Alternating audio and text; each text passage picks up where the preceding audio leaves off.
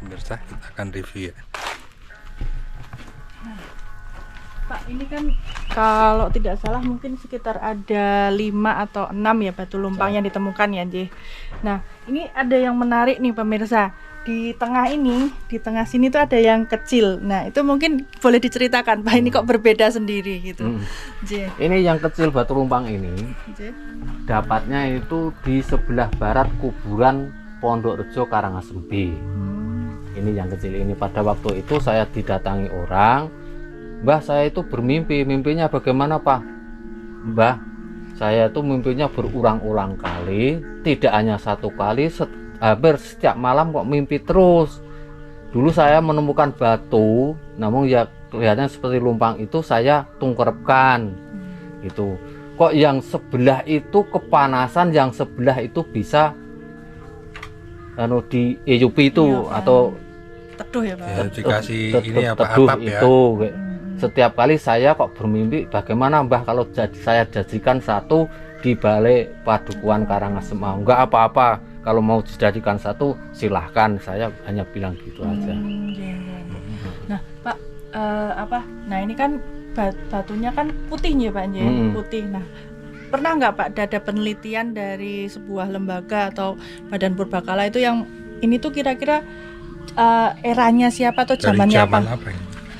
Kalau saya sendiri belum pernah itu diberi tahu secara detail bahwa ini adalah masa-masa apa. Namun kalau kita lihat itu ini adalah masa purba.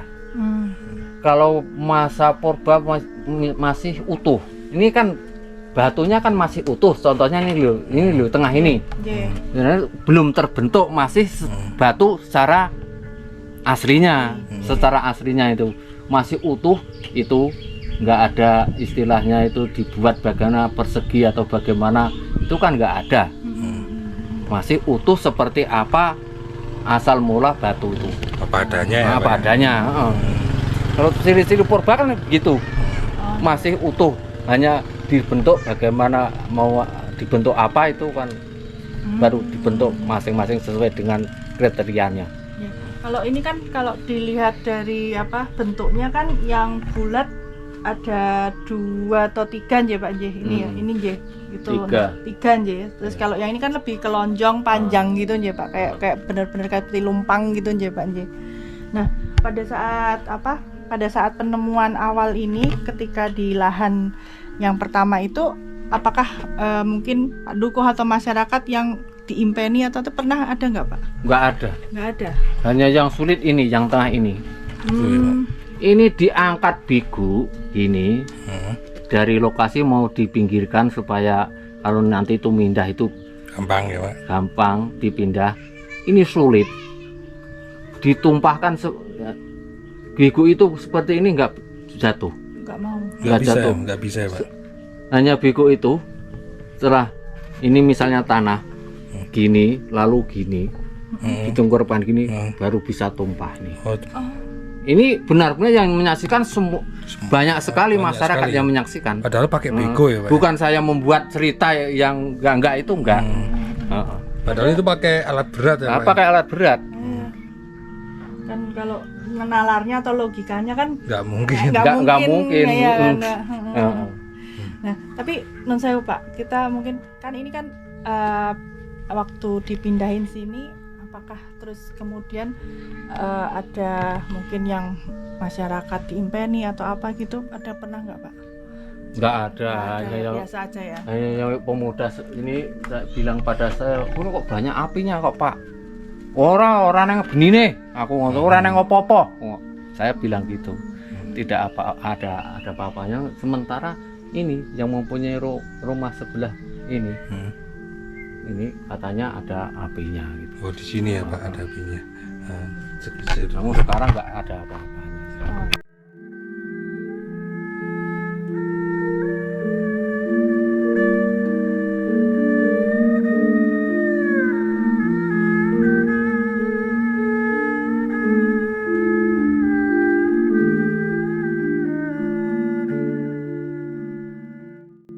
Assalamualaikum warahmatullahi wabarakatuh. wabarakatuh. Waalaikumsalam. Rahayu. Pemirsa Wisata Nusantara, alhamdulillah kita ketemu lagi bersama saya Dewi Julianti. Nah, hari ini alhamdulillah kita berada di Dusun Karangasem A, Karangasem Palian, Gunung Kidul, Yogyakarta. Nah, hari ini kita ingin membahas soal ada penemuan batu lumpang di Dusun Karangasem A. Nah, ini kita akan tanya bersama narasumber. Nanti kita akan tanya lebih detail terkait penemuan batu lumpang tersebut. Nah, kita kenalan dulu dengan beliau. Nah, ini sudah bersama narasumber, kita kenalan dulu dengan beliau. Selamat siang Bapak. Assalamualaikum. Waalaikumsalam. Assalamualaikum warahmatullahi wabarakatuh. Salam rahayu. Mudah-mudahan kita selalu dilindungi Allah Subhanahu wa taala dan kita takdir kita masing-masing. Nama saya adalah Sarjono Dukuh Padukuhan Karangasem. Nah, Pak, mungkin bisa dijelaskan terkait dengan asal-usul dari batu lumpang tersebut, Pak. Kronologi penemuannya seperti apa, Pak? Penemuannya itu pada tahun 2019, waktu itu adalah pembuatan jalan usaha tani menggunakan dana desa. Nah, lokasi untuk calon CUT itu atau jalan usaha tani itu di Bigu pakai alat berat. Karena lokasinya ya juga berat, itu masih ada banyak pohon-pohonnya dan tingginya tanah itu enggak rata gitu. Untuk meratakan tanah itu di Bigu lalu menemukan adalah batu lumpang seperti itu. Berarti non sewu Pak, pada saat penemuan itu batu lumpangnya ada berapa aja Pak jumlahnya? Ya kurang lebih hanya seperti itu yang ada. Namun kalau masih ada sana nggak tahu. Yang diketahui masyarakat secara umum adalah ini yang sudah ditempatkan di depan Balai Padukuhan Karangasem. Oh, nje. Nah, Pak, waktu itu kan ketika proses pemindahan itu seperti apa, Pak? Proses pemindahan dari lokasi awal sampai ke depan Balai Padukuhan ini. Apakah ada kesulitan, Pak? Ya, kesulitan itu ada. Misalnya pada waktu ditemukan itu sudah diminta oleh Pak Lurah Ngeloro yang namanya Pak Heri mau dipindah ke sana, mau dibikinkan ya rumah atau bagaimana, itu pokoknya lebih dimuliakan daripada yang sudah ada di situ pada waktu ditemukan. Saya ya ikhlas saja, kalau mau ya silahkan, kalau nggak mau ya jangan dibawa gitu. Lalu Pak Heri itu membawa bini sepuh supaya menjawab barang atau batu lumpang itu bisa dipindah ke Ngeloro atau enggak. Ternyata bini sepuh itu bilang enggak bisa dibawa ke Ngeloro. Lalu setelah itu ada beberapa minggu itu dilaporkan ke Balai Purbakala. Nah, selama itu ya masih ada di tempat sana juga. Lalu dari Purbakala itu dihargai sekitar 3.500.000-an lah, kena pajak PPh PPN. Lalu ada sekitar 3 juta berapa itu saya kasihkan kepada yang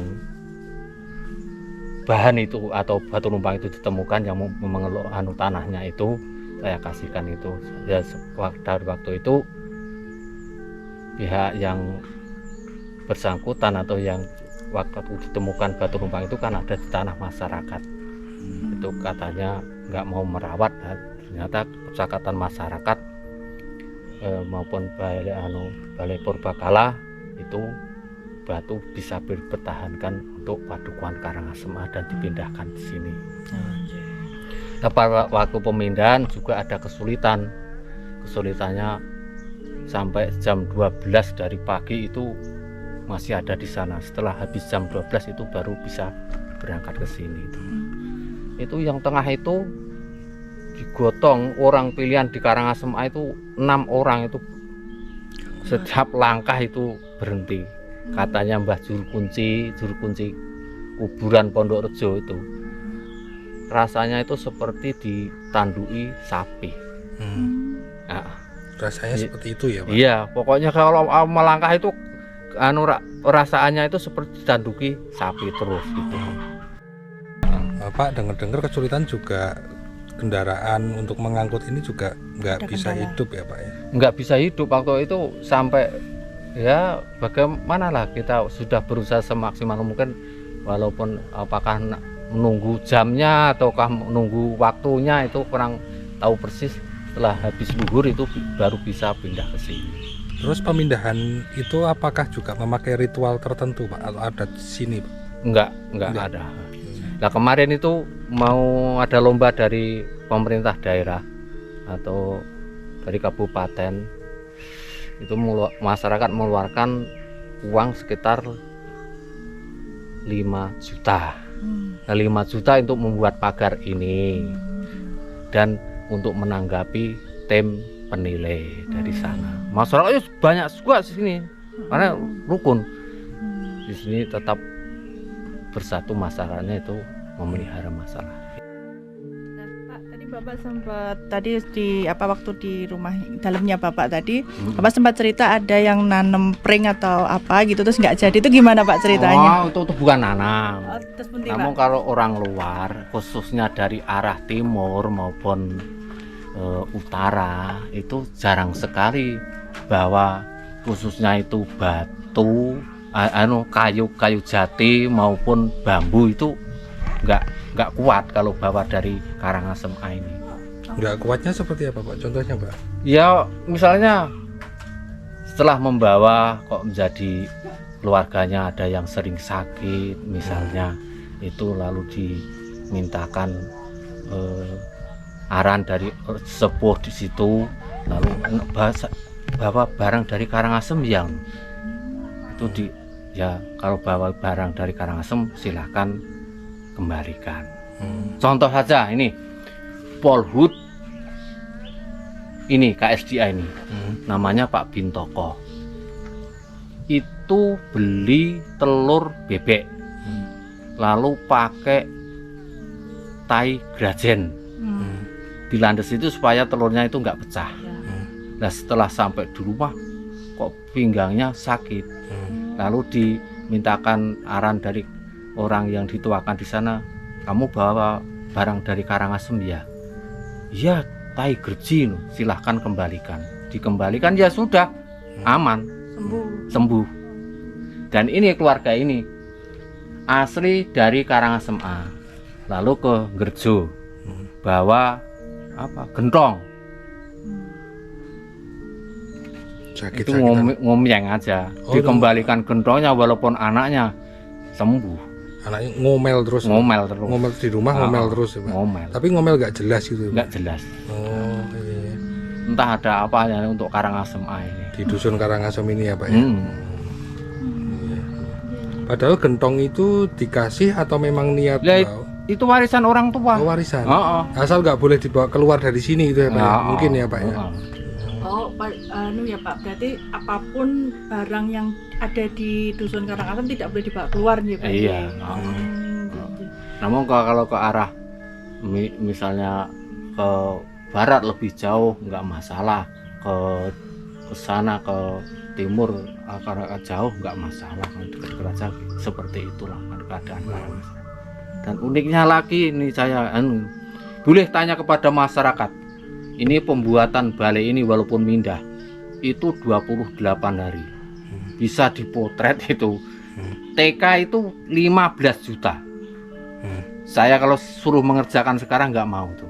15 juta itu dana. Jadi ya Pak? Jadi 5 kali 5 itu untuk sekitar ruang kepala sekolah maupun guru, 2,5 kali 5, 2,5 kali 5, lalu 5 kali 5 itu adalah ruangan kelas, lalu bagian sini MCK, gudang, UKS itu dibikin seperti itu jadinya.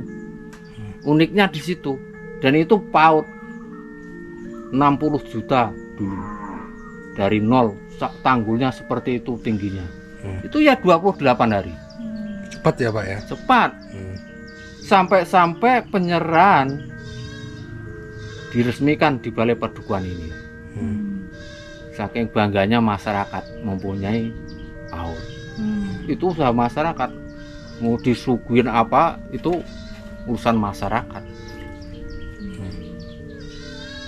Ini coba kalau kita ini sumur bor ini Monggo Pak. bantuan dari BKSDA. Ini ngebur di daerah Manggul sampai 1 bulan.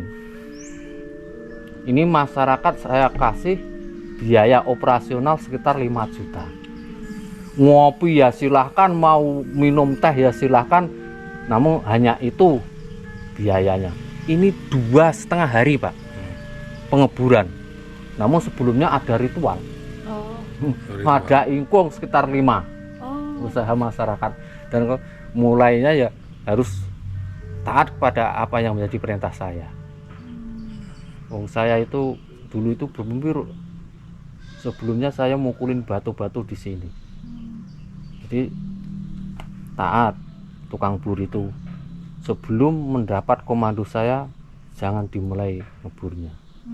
2,5 hari Pak ini. Gangsar ini. Ini pemirsa yang dibicarakan sama Pak Dukuh tentang ini TK, ini pembuatan cuma 15 juta dan selesai dalam waktu 28 hari, nggak terlalu lama ya. Terus juga biaya juga nggak terlalu besar, kecil lah, 15 juta lah kalau pembangunan sekarang. Terus yang PAUD itu ada di sebelah sana pemirsa, PAUD. Nah ini TK-nya ya. Kalau ini balai